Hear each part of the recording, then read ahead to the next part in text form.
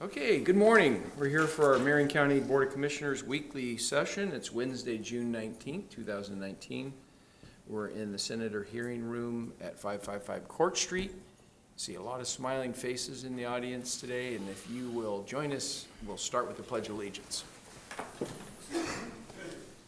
I pledge allegiance to the flag of the United States of America and to the republic for which it stands, one nation, under God, indivisible, with liberty and justice for all.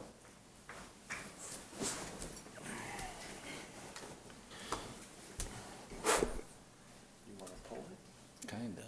I don't know the answer on it. I wouldn't if I were you. I just want to get it done. We have for public comment signed up today, Gene Pfeiffer. Gene?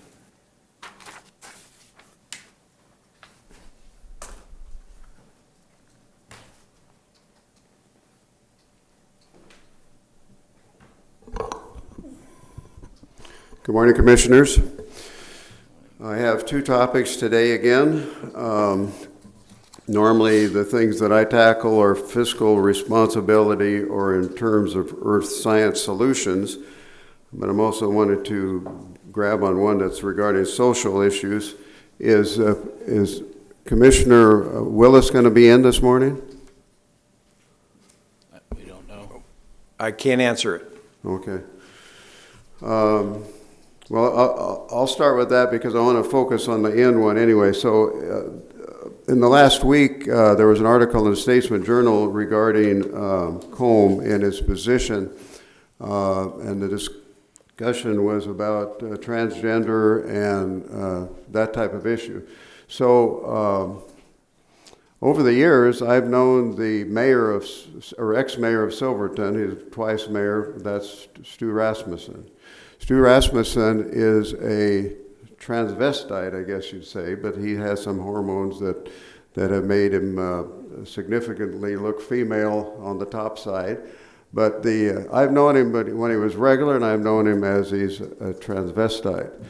So he had the opportunity to experience his earlier years to know what he wanted to do. He has a lifelong lady that's 50 years that they've been together.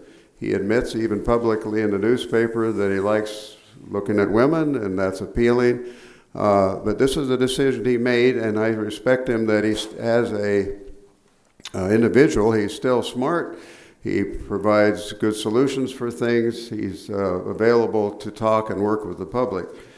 The point I want to make is that in the issue with Combe, I think was on the right track, but what I want to emphasize is that we have, for these rights that we have ordained that we are available to us, are established in the United States Constitution and in the Oregon Constitution, and that is the right to, simply stated, life, liberty, and the pursuit of happiness.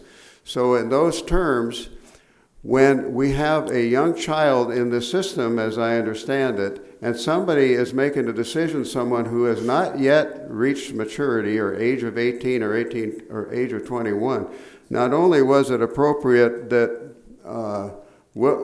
Combe express himself, but I think it is an obligation to protect the youth until they are able to be of an age when hormones kick in and the things that are about us that are by a natural course of how we are made, how we go through our youth, maturity, potentially marriage, children, etc. If we make a physical change to a child when he had not yet reached this stage in life to make a mature decision by himself, I think that his right to life, liberty, and pursuit of happiness is being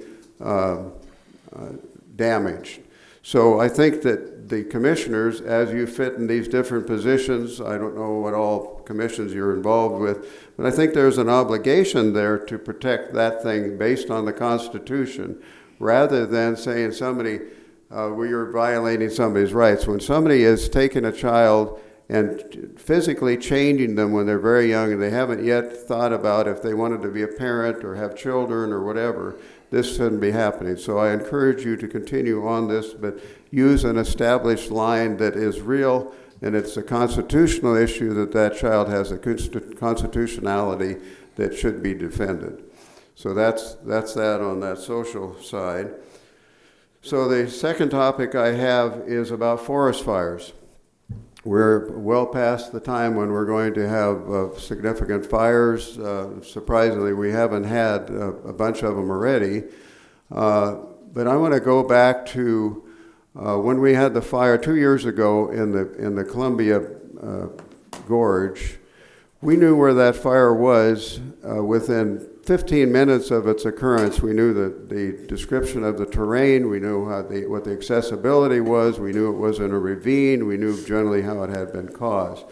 So rather than having, typically a helicopter will fly out to look at the conditions and confirm that there's a fire, that if we have a small fire, if we go out with a apparatus that can put it out, would be the means to avoid it becoming a forest fire and it remains a small fire.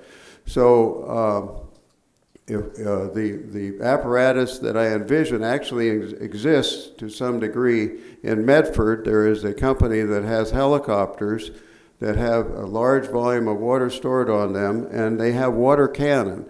And talking to them, the main reason that they had established this equipment was to fight a fire on a tall skyscraper or something like that, where they could go up high and be able to fight a fire.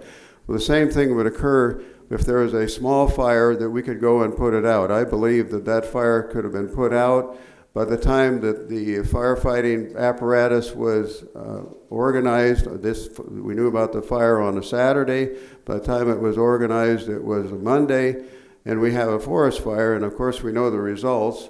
We ruined a huge scenic asset of Oregon, cost lots of money expended, etc. Another example is one that AP, who was previously the editor for the Salem Weekly, he mentioned to me, we were talking about this topic, and he said that, and I'm not sure if it's the exact terminology or the exact location, but up in the Mount Jefferson Wilderness area, there was a report that there was some smoke or something.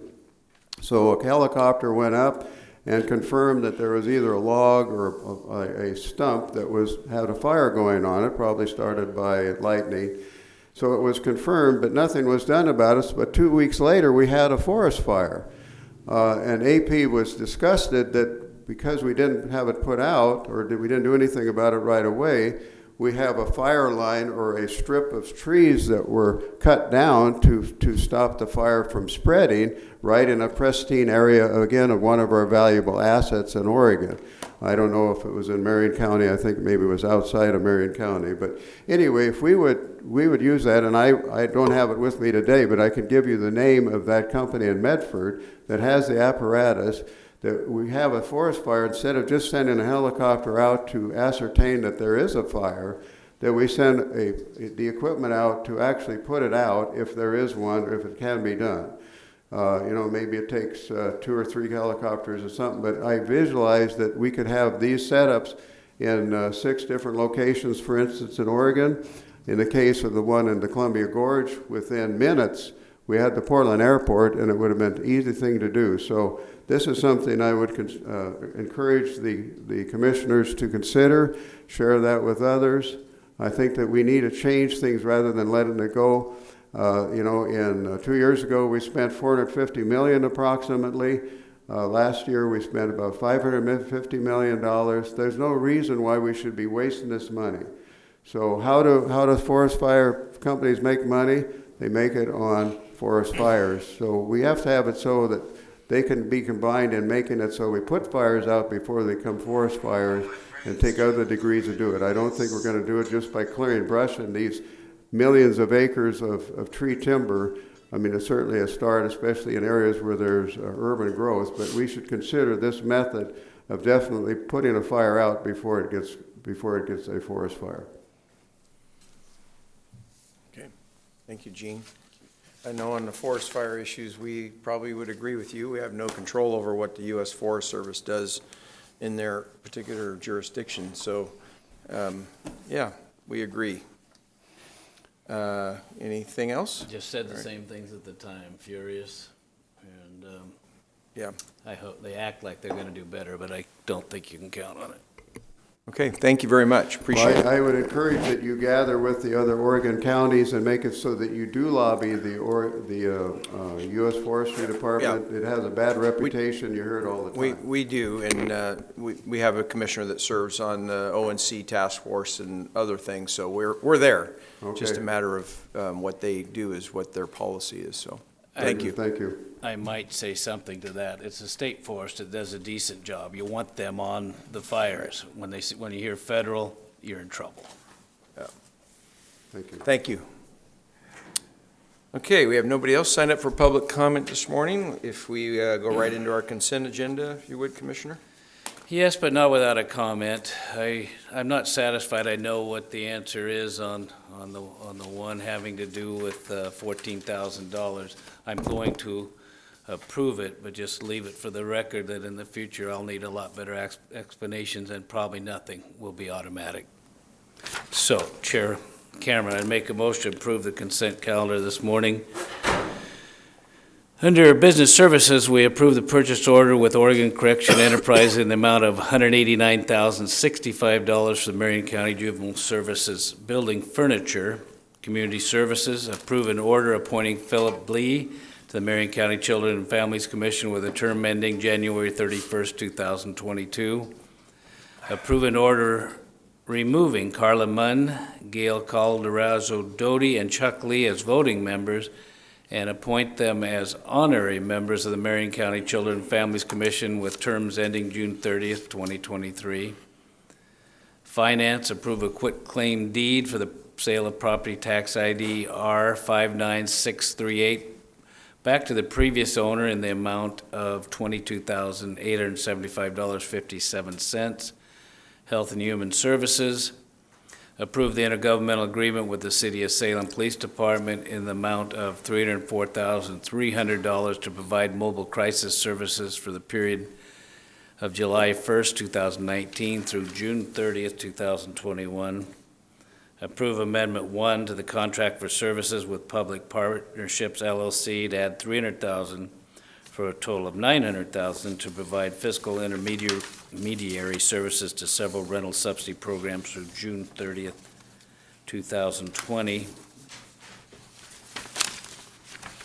And approve number 18 to the 2017 to 19 intergovernmental agreement with the Oregon Health Authority to add $14,000 in reproductive health community participation and assurance of access funds for the financing of public health services. Public Works received notice of hearings officer's recommendation for Zone Change Comprehensive Plan property line adjustment, case number 18007 Toft Family LLC, and schedule a public hearing for July 17th, 2019. Received notice of hearings officer's recommendation for Zone Change Comprehensive Plan Conditional Use, case number 18008 Apostolic Christian Faith of Silverton, and schedule a public hearing for July 24th, 2019. And the last is approve a grant with the Oregon Department of Transportation in the amount of $6,400,032 and exactly 65 cents for the Silverton Road Little Pudding River Bridge replacement. Hoping it'd say Scotts Mills, but it didn't. I was just going to say something about that. That's a big project that got delayed a little bit, but I think they're gonna get it done this year. Or is it this year or next year? I think next year. They've been working with the public on that, so. All right, we have a motion. I will second that motion. Any further discussion on the motion? Seeing none, all those in favor signify by saying aye. Aye. Aye. All right, we'll move on to action item. First action item is the District Attorney's Office consider an approval of an intergovernmental agreement with Oregon Department of Justice for an estimated amount of $5,300,000 for the Child Support Services Program through June 30th, 2023. Concetta is here, and Pammy, right? Good morning, Chair Cameron and Commissioner Brentano. Conchetta Swessinger here. I'm the trial team supervisor of the Marion County District Attorney Association Child Support Program, which is part of the bigger statewide program. So this contract here, agreement, is something that's fairly standard. It's sort of a 4-year thing that we do, which we need to be able to continue operating our program. Great. You want, because we don't get to hear, I know I came up and visited with you a few years ago and your Correct. staff. We don't get to hear a lot about what your department does for our children in our community. You want to just describe a little bit about? And if I could interject, I'd also like to know if this is a standard amount, if it's up or down, is it showing more enthusiasm, what's happening? Well, thank you, and thank you very much for having us here. We're very, as I've said before, Chair, we're very proud of our program here and the hardworking people and doing the services that we do for Marion County constituents. And the program is a statewide program. It's part of the federal program. At the federal level, the child support program is considered one of the most highly effective federal grant programs out there. What we do is if we need to, we establish child support orders for families. If they've already got a support enforcement order, we enforce that order. We establish paternity when need be, and we also assist with medical support. So those are the guidelines that we have with the federal government. We have approximately 5,100 open cases. At the county level, the cases are established by the person receiving support. So in other words, our constituents or the people we work with really truly are, for the most part, Marion County families that need the money. And so we work very hard for them, and we have a docket once a week in court for those cases where we really need some assistance with the court to get families to get some assistance in getting support flowing. So we do that as well. We have quite a few administrative hearings on our cases throughout the year, so we have attorneys staff that. My staff includes myself and 2 other additional attorneys. We have approximately right now 17 staff. It's not quite 17 FTE because we have a couple of part-time investigators that work with us, but it's a very active office and we do quite a bit of work, and I am enormously proud. And you've probably heard we've had a brand new statewide computer system that's assisting in making things more automated so that some of the services that we provide happen quicker, because what we find is when you have parents that are paying but are having a difficult time or for some reason don't understand the need to pay, the sooner that we get to know them, the sooner that we start working with them at a very hands-on, ground level, we do much better. And we are quite happy. We, for example, had a case where someone brought in $6,000 cash to pay their case off and come up to date the other day. So that was, we're very excited about some of that stuff. So it's a tremendously interesting, exciting, but quiet federally mandated program. Mm-hmm. And Commissioner's point, on this amount of money, is this contract, is it up, down, are we? I'm going to defer to Ms. Guerra. Yeah. Hi, I'm Pammy Guerra. I'm the budget analyst for the DA's office. So the amount that I actually estimated for this, it is an estimate because this is reimbursement based. So our budget, as it fluctuates, they reimburse us based on that. So I took an estimate based on what we used the last 4 years, and so I guesstimated more than $5 million, a little more than $5 million. But it could be more than that, it could be less than that. It just depends on vacancy savings, changes in staff, if there's an increase to staff. But the contract is flexible with that. It does allow us to, we submit the required documentation for a quarterly reimbursement, and they do their audit on it, and then they reimburse us the amount that we ask for. Okay. Based on the number of clients you serve in it, you didn't mention that part. So, for example, if you're seeing twice as many people or dealing with, does that change that number? Apparently not at all. Based on your staffing. I don't think so, because it's our staffing stays the same unless I would assume that as Conchetta feels the need to increase her staffing based on the people that we're serving, then we would do that. But at this point, no, it's based on whatever the staffing is at the time of the budget. That's correct. Commissioner, we don't really change staff based on levels of cases, and our cases have been it's a moving target because as people move, their case gets reassigned at the state level based on where the person receiving support lives. And our society is pretty movable, so we do have some movement on day-to-day, but for the most part, our cases have stayed throughout the years. In the last 10 years, I'd say 5,000 to 5,500 to 6,000 cases.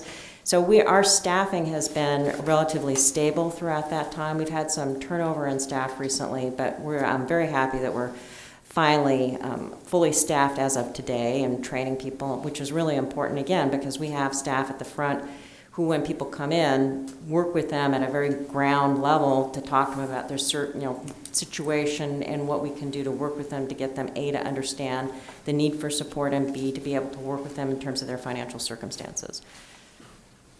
Okay, does that help? John?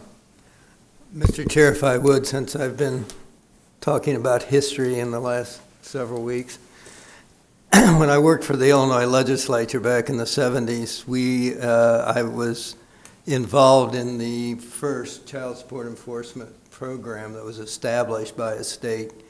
And eventually that program was picked up by the Congress and now became the federal standard for it.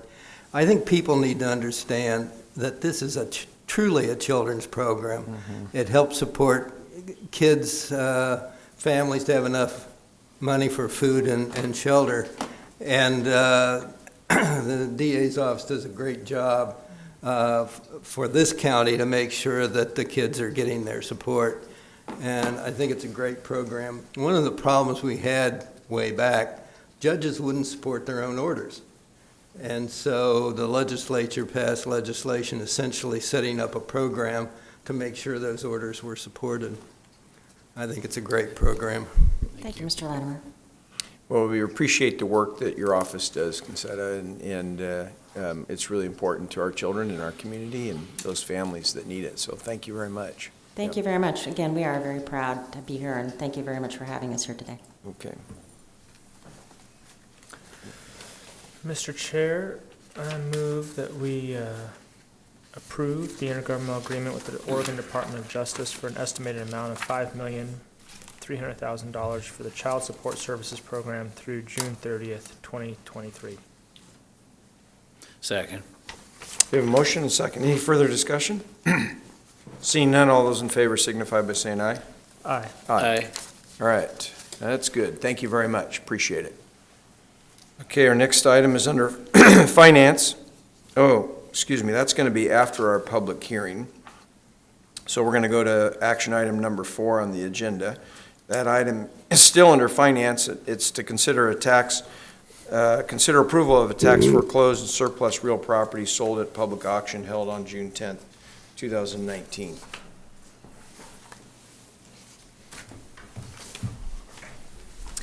Good morning, Commissioners and members of the board. My name is Camber Schlagen. I'm the Contracts and Procurement Manager in Finance. Jeff White, Chief Financial Officer. And we are here before you this morning to get approval for the sale of the properties. We had an auction held on June 10th. We did sell 6 out of the 7 properties for a total of $1,005,875, so that was great. The properties that sold were 750 North Pershing Street in Mount Angel. The real market value was $175,850. The minimum bid was $131,890. And it sold for $131,990, and that was sold on a 10-year contract with the county. The second property that sold was 280 Pine Street, Northeast, located in Salem. The real market value was $368,220. The minimum bid was $276,165, and the highest bid was $405,000. That was sold on a 10-year contract with the county as well. And 2255 Commercial Street Northeast, Salem, that real market value was $246,060. The minimum bid was $184,545, and the bid received, the highest bid was $360,000. That also sold on a 10-year contract with the county. The following 3 that I'm about to read were all cash buys. So 1288 East Lincoln Street in Woodburn. The real market value was $96,000. Minimum starting bid was $72,000. It sold for $75,000. Lot 3, Block 1 of Wildwood subdivision, located off of North Fork Road. That real market value was $14,280. The minimum bid starting was $10,710, and the highest bid was $10,810. And the final property that sold was Lot 3, Block 2 of Wildwood subdivision, which is also located off of North Fork Road. That real market value was $30,620. The minimum starting bid was $22,965, and that sold for $23,065. So again, all three of those were cash buys paid in full. So by selling these properties, the properties will be put back into the tax rolls, generating additional revenue for the county and taxing districts. Marion County will also be relieved of any further liabilities regarding these properties in the future. So we ask for your approval to go ahead and sell these properties and get them back on the tax roll. Questions? Comments? Maybe comments. First of all, they all seem to go higher than the minimum starting bid. Commercial stuff did, yeah. That seemed, well, not than the assessed value, but higher than the bid anyway, so that looks encouraging, seems like things. But you're right, and Camber just got it to clear those off the docket. I know you spent a lot of work on these and concern on them. The one I did have, just for my own sake, was the one on Pershing Street, the one the city of Mount Angel was hoping to get to. Is that the same one? No. So that's question still out there then? Yes. As a follow-up, I did contact the city manager and made her aware that that will go to a public auction in the future, and she's going to follow up with her city council. This All right. particular property was a dilapidated mess. It was ugly. We spent $10,000 cleaning it up just to get it ready for auction. Anyway, good for you. So while I'm talking, and I'll just go ahead and make a motion, we do approve the tax foreclosed surplus real property sold at public auction held on June 10th, 2019. Make that the motion. I'll second the motion. We have a motion and a second. In the paperwork, it says on the issue description background, the auction was held June 10th, 2019. There's a typo in there. It looks like sold by cash and or contract sales with 100 million. Yes, there is. Yes, You're there correct. is. Okay, all right. See that one? All You right. could only wish it was 100 million. It's 1 million. You know, Janet's not here anymore, but sometimes I can see stuff like that. And then the other comment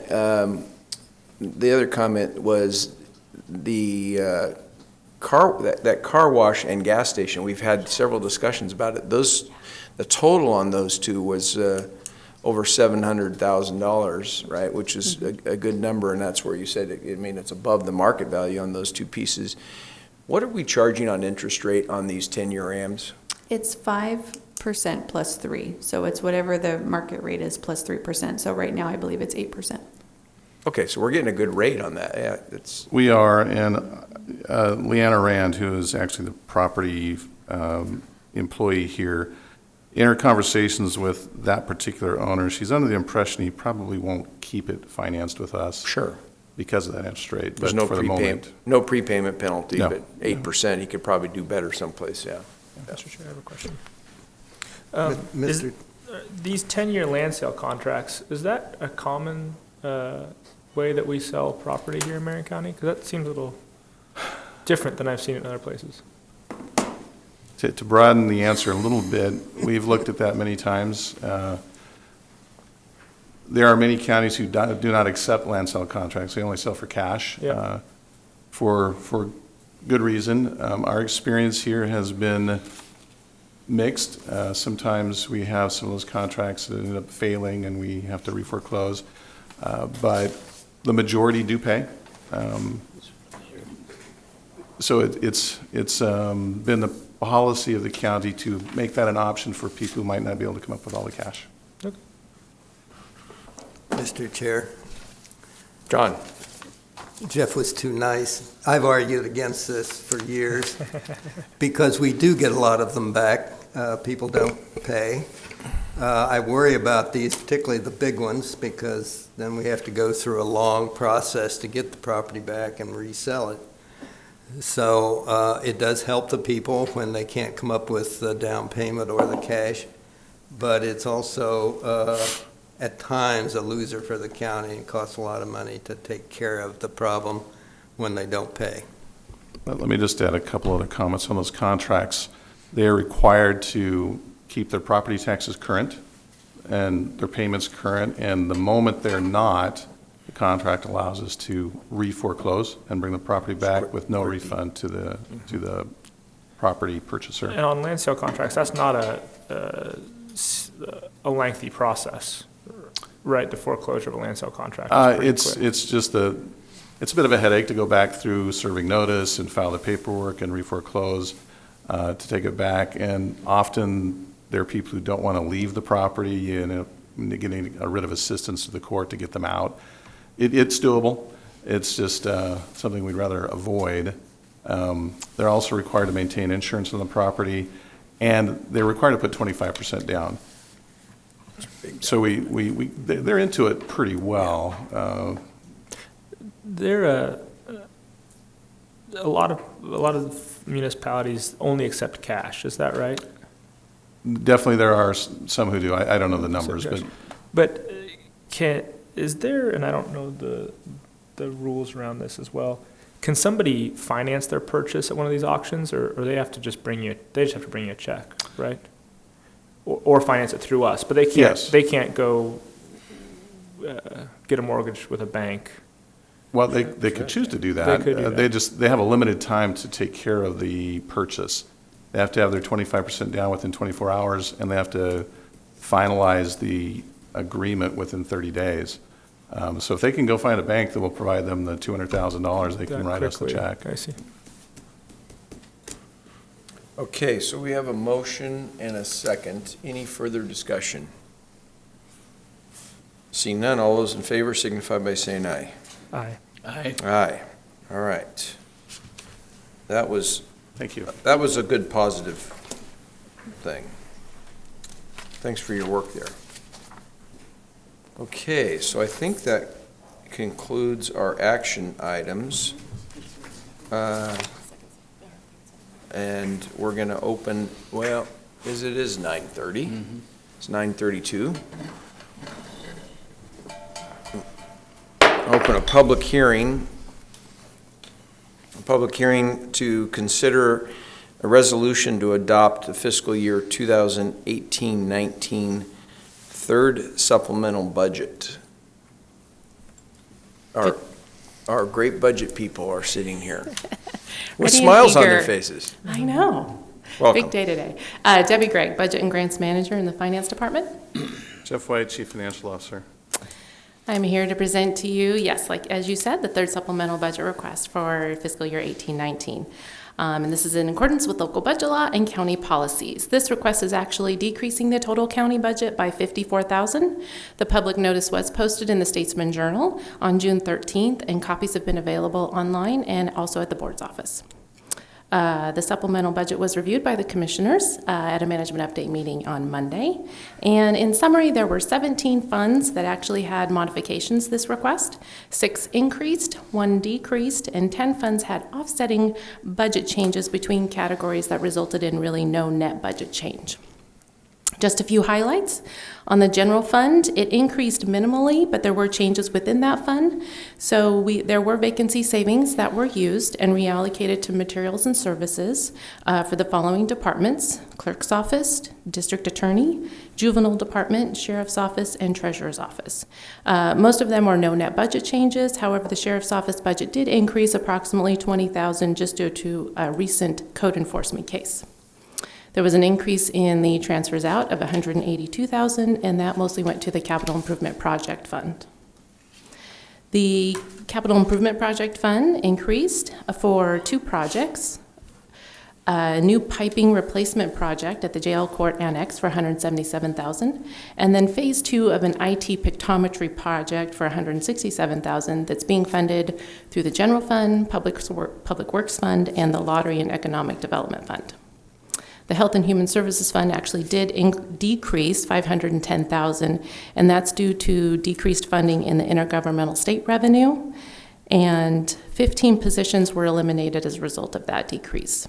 Contingency was used to increase capital outlay for a psychiatric crisis center renovation project on Silverton Road, and also an increase in materials and services for some software upgrades and janitorial and security services. And finally, non-departmental grants fund increased $145,000 to recognize federal secure rural schools Title II pass-through funding. And also there was an increase to the contracted services to Mid-Willamette Valley Community Action Agency for increased costs associated with the Veteran Services Program. I'm happy to take any questions. If not, you have a resolution in front of you for your consideration. Questions? We've been through it, and we've heard another explanation. I'm satisfied. I asked all my questions the other day. Okay, take them. Let's Was see. my motion? Well, the motion is to close the public hearing and accept the fiscal year third supplemental budget. And then I'll open another public hearing. All right, Mr. Chair, I move that we close the public hearing and approve a resolution adopting the fiscal year 2018-2019 third supplemental budget. Second. You have a motion and a second to close the public hearing and adopt the third supplemental budget. What? Well, it looked like John had a comment. We John? want to hear everyone But I'll now. wait till you vote on it. Any further discussion? Seeing none, all those in favor signify by saying aye. Aye. Aye. Aye. Okay, that's done. Mr. Chair, I just wanted to thank Debbie and her staff for the hard work they put in on doing this. This is my last supplemental budget, and they did a great job. It's not easy with some of these departments to make sure that they don't overspend, and she and her staff spent a lot of time working with the departments to make sure they understand exactly what their future costs are going to be till the end of this fiscal year. So I think they do a great job, and I really think a great deal of Debbie and her work. Thank you. So kind. Okay.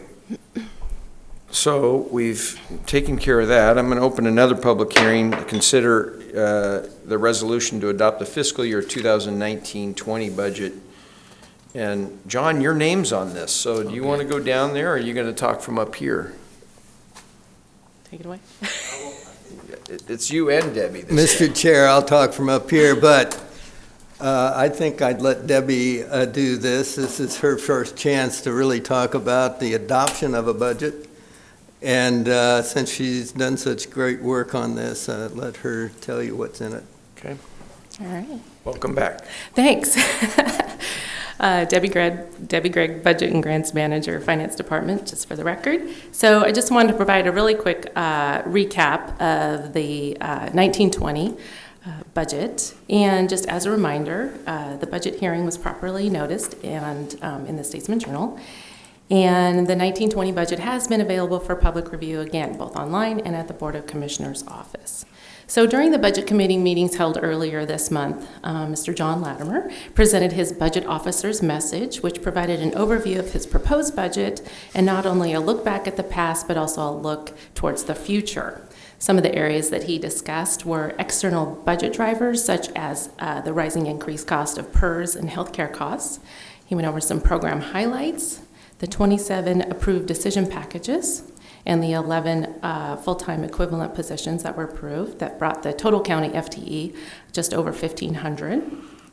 He also discussed some capital improvement projects for the 1920 budget and also some county, the total county budget and general fund budgets in detail. Over 15 departments presented their budgets during the budget committee meetings and discussed the significant changes within their budgets from various things like personnel positions, increases and decreases in program activities, and also any decision packages that were approved or denied. The general fund proposed budget is just over $103 million for 1920. The increase in the current year property tax revenue estimate is 4.3% for the 1920 budget. This is the primary driver for the general fund. That tax revenue makes up approximately 74% of the general fund resources, and just to reiterate, the majority of those resources in the general fund are allocated to public safety. The resolution before you lists the total county budget of $455 million with an appropriation amount of $385 million. The resolution that you have also imposes the taxes for 1920 fiscal year. And in accordance with local budget law, we approve the budget by fund, and attached to the resolution is a summary of all the budgets by fund and by department. Do you have any questions? Doesn't that seem anticlimactic, all that work? They started in January, we go through several days of going through it piece by piece, and now we just say fine. That's it. 5 minutes. I thought they started July 1st. Perhaps. It's like we approve this one and then they start working on the next one. I've had a scheme. Would that worry you? A scheme? Yes. No, I'm used to your schemes. Uh-oh. Let's hear it. Well, I'm just thinking, John wouldn't hardly retire if the budget wasn't done. Yeah, I hate to tell you this. I see where you're going. I see where you're going. So we could just do some supplemental thing and kind of get by for a few months. Hold it over, You have a Wouldn't week. that work? make a motion to, Mr. Chair, that would not work Table indefinitely. under state budget law. That would not work. Yeah, but we could squeeze another week out of you. Yeah, you already got another week out of me. What are you talking about? All right, I don't have any questions. Does anyone else? If not, I'll make a motion. I'll read it off the, right up here. I would move that we close the public hearing and approve the attached resolution to adopt the budget and impose and categorize property taxes for fiscal year 2019 and 20, and make appropriations according to the attached schedule. Second the motion. yeah, we have a motion and a second. Any further discussion? I had him squirm a Yeah. No, you had Debbie squirming a little. I do want to say, and I think, and Sam, you know, you're teasing about that, but seriously, the work that you do, that John and Jan and the finance department does to put this budget together every year is amazing, and really staying on track. And like, we just approved the supplemental budget, and what we do, we reduced it overall by 50 some odd $1,000 at the, and of course, we're not done to reconcile at the end of the year, but it's really great to be able to know with confidence that good work is being done and that we get awards for that, and the transparency of being on the website and all that is just a really positive thing about we have to look forward to in Marion County, and look back and look forward. So I want to say that. Well, before just we to take a vote. restate, you know, it's 455, you usually catch these big numbers, $455,271,158. That's no small task. I often get asked, so is this commissioner thing a real deal? Well, I said, we deal with almost $500 million every year, and try to use it wisely and make sure it wants to go, and 1,500, which is really like 1,700 employees, 330,000 is about what my new employees orientation speech is. But it's no small deal, just so people know. Right. Okay, we have a motion and a second, right, to do this. So all those in favor signify by saying aye. Aye. Aye. Oh, Mr. Chair. we're still voting. I haven't Oh, voted I'm yet. sorry, you haven't voted I'm yet. just looking at you, deciding which way I want to vote on your last budget. I vote aye. All right. John? I think it's important for the public to look through this and see that this budget covers everything from service to dogs, the county fair, the management of our fleet, parks, human service, human resources, healthcare, traffic safety, and Keep going. Throw some garbage in there. and garbage, for a Jail. while anyway. And all those public safety things that people don't really realize that we pay for out of the general fund, like deputy DAs, for example, and the prosecution of wrongdoers. So this budget's really important for the community, and very few people understand the length and breadth of what we do. And I, again, appreciate everything the finance department has done to help Jan and I put this together. All right. Well, that completes, what is the date today, the 19th? You still got one more, huh? You still, I was just gonna say, we got one more board session with you. All right. But this is the last one for his budget. Thank you, Commissioners. Thank you. Thank you, yeah. So that completes our work today. Commissioner, if you'd like to read the calendar. Okay. Today is Wednesday, June 19th, and we're at board session. Tomorrow is Thursday, June 20th, and we have the City of Salem, Marion County meeting located at the Sassy Onion at 1244 State Street in Salem. Tomorrow at 9 in the morning, we have a Board of Commissioners Chief Administrative Officer meeting with executive session pursuant to ORS 192.660, located in the Silverton Conference Room, 5th floor, 555 Court Street Northeast in Salem.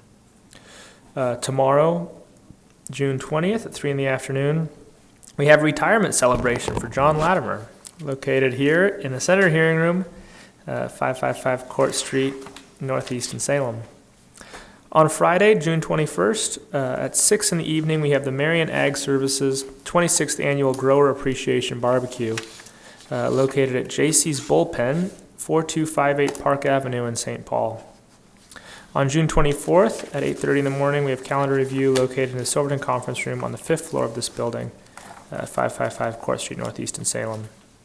On Monday, June 24th, at 9 in the morning, we have management update located in the Silverton Conference Room on the 5th floor of this building. On Monday, June 24th at 10:15, we have a work session, audit entrance conference, located in the Silverton Conference Room on the 5th floor of this building. On Monday, June 24th at 11 in the morning, we have a Board of Commissioners Chief Administrative Officer meeting with an executive session if needed pursuant to ORS 192.660, located in the Silverton Conference Room on the 5th floor of this building. On Monday, June 24th at 1:30 in the afternoon, we have a semi-annual districts, service districts meeting located in the Silverton Conference Room on the 5th floor of this building. And on Monday, June 24th at 4 in the afternoon, we have a Cable Regulatory Commission budget meeting located in the Capitol Community Television Studio 1, 575 Trade Street, Southeast in Salem. On Tuesday, June 25th at 8:30 in the morning, we have a joint meeting with the Polk County Board of Commissioners to fill the vacancy for Oregon Senate District 10, located in the Senator Hearing Room on the 1st floor of this building, this room. On Tuesday, June 25th at 1 in the afternoon, we have a Marion County Reentry Initiative Design Team meeting located at the Demunas Resource Center, 3950 Almsville Highway Southeast in Salem. On Tuesday, June 25th at 2 in the afternoon, we have a Marion County Housing Authority regular board meeting located in the Silverton Conference Room on the 5th floor of this building. On Wednesday, June 26th at 9 in the morning, we have a board session located in the Senator Hearing Room on the 1st floor of this building in this room.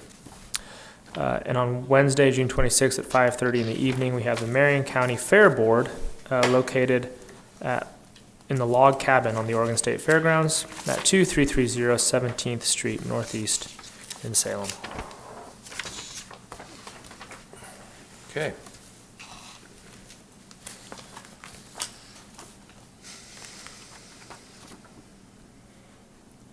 Well, you have to say something or adjourn the meeting. Well,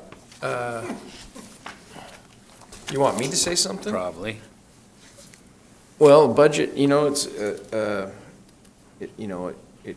all that work, and then it just, in 5 minutes, we have a public hearing and approve it. It's amazing how quick that goes for all the work that goes into it.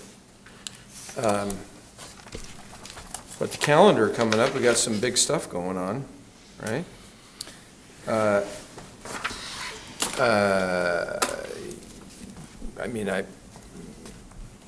Next week, Tuesday, we got appointment process? That's important.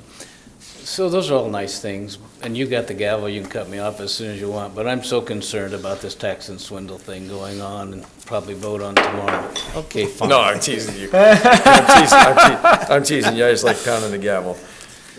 So I hope they can come to their senses and realize the horrible impacts to Oregon and the little impacts to the environment they say they want to protect.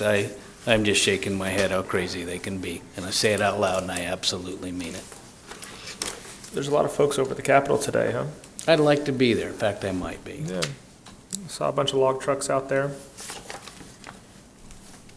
I saw a bunch of log trucks this morning coming down, actually doing their work, you know? And I get to drive down, you know, every day, and I love looking up and seeing the garden. Right there, when you, just before you get to the dam, as you're coming down the canyon, and you look off to the left, and there's some nice, you can just see where they've harvested, and they're replanting, and you can look, and you can see the difference. You can see these trees are maybe 10 or 15 years old. You can see these are gone with new ones, and then there's ones that are, who knows how. And if you ever get a flight like from here to Southern California, and you're sitting by the window and you look down, you almost want to take every young person up and you know, take them to a garden where you can plant radishes, and in 6 weeks you can eat them, and then take them up in an airplane and say, now here's another garden. It may take 20 years, 30 years, 40 years, I don't know what their harvest is for these, you know, logs, but this is a garden and this is a garden. And you have to take care of those gardens. Because if you don't weed this garden, your radishes won't grow, or your corn or whatever, if you don't cultivate it and take care of it. If you don't take care of this garden, it's gonna die and ruin and burn or whatever. I just like that analogy. Well, this may scare you, we think rather like. I tried at an ONC meeting to kind of change kind of I'll call it the marketing look of what ONC County does. And an example I use is I got relatives that farm. There aren't protesters every year when they plow up the old corn and plant new, but there are when you try to harvest trees, and it is just a crop. There's other lands of parks, you know, wilderness areas set aside if they to keep it just what they want and wait for it to burn. But these lands in particular are farms, are tree farms. They didn't want to change the effort, but I think it's a valid thing, and you're making the point. I got a little garden in my backyard. I know in 2 years, if I just let it go, it turns into Himalaya berries and produces nothing. Mm-hmm. But with some effort, I get a lot of fun and some treats out of it. Some winning flowers. Oh, let's talk about succulents. People don't know what I'm talking. Oh, I get ripped off every year at the county fair. That's not every year. I've seen your blue ribbons before. Well, then Have you you start won a blue bringing ribbon the competitions, bringing they're not real flowers. That's my point. I'm sorry. I hate to dwell on these things, but some things. Well, do you go. have a chance coming up to win. No, there's an issue. Because of how wet it was so late in April and stuff. I don't know if I have anything to enter, but I'll still protest succulents winning. Well, the jam competition, you might have I a got shot that. at that one. I got that. If Jolene doesn't beat you. Okay, I'm a regular loser. Is that your point? No, Now this- you can hang up this meeting unless you want to. This is Add the year. something else. This is the year you're going to win. I feel pretty good about it. All right. I'm not gonna, you know, they don't have a entry for homemade ice cream. Is that But your if special? Oh my gosh, that's my summer, pretty that's good. my summer deal. Okay, let me- For July 4th So especially. we're having a lunch a week from Friday. That's when this jam bake-off will be with Jolene. Wouldn't that be nice to If end I it with brought a some nice homemade ice cream Wouldn't that be that you could special? put some of your jam We'll on give top you- of? We'll give you a ribbon if that's what it takes. Wow, let's see, between now and then, I can make some this weekend. I really Put like in- old-fashioned vanilla, and put as in- simple as it is. Well, I Yeah, what's think, your flavor specialty? Oh, yeah. whatever you, I mean, one of the things I like to do is Reese's Pieces in it. It's very cutting edge. Oreo cookies. That's very, yeah. look at Oreo that. cookies in it. You can start like a store. Yeah, Ice I cream could, shop. I could. It's really expensive to make, and it takes a while, but I enjoy it. I always have, for 4th of July, I always have. Well, unless you're homemade afraid we won't like it, bring it. All right, okay. I think we are done. We've got a big week ahead of us, and John's last board session. Please, if you're watching, join us next week as we say goodbye to John. All right, we're adjourned.